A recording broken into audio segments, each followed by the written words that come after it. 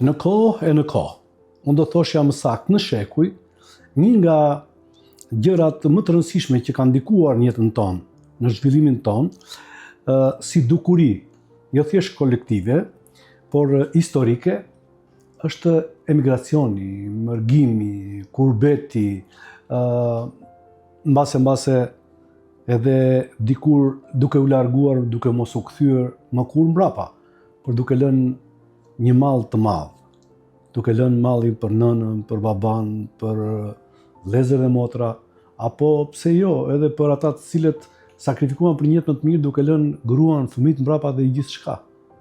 Sepse plagë e dhimbshme është kurbeti. Edhe pse sot jemi në një shekull të ri, në një kohë zhvillimi teknologjie, e vetmja gjë që nuk e bën dot inteligjenca artificiale është malli dashuria. Për nënën, për prindit, për gjithë njerëzit e dashur. Por kuptohet, migracioni është i tillë se mund të shkosh në Amerikë, në Kanada, në Australi, nuk është e lehtë që të kthehesh. Dhe kudo që të jetë, do të ketë pak aromë nëne në shtëpinë e vet. Një shtëpi pa nënën brenda është bosh.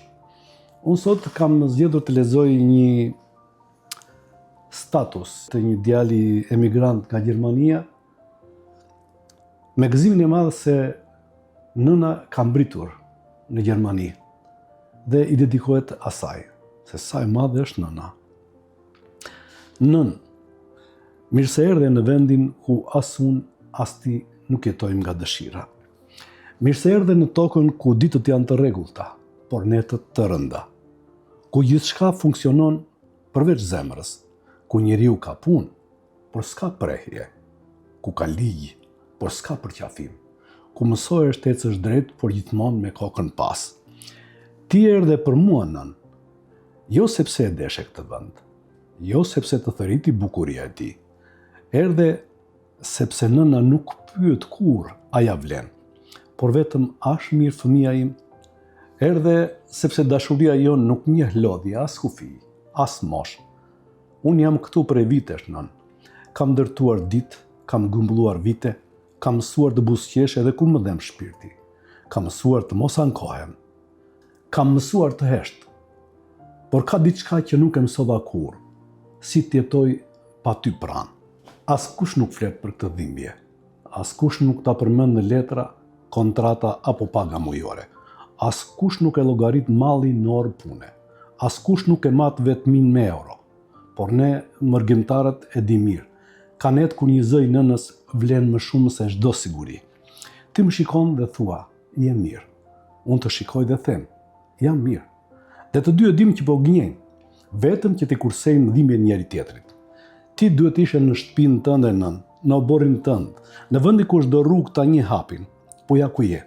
Në një aeroport të huaj me një valizhe në dorë dhe me mallin në sy, sepse djali yt jeton këtu.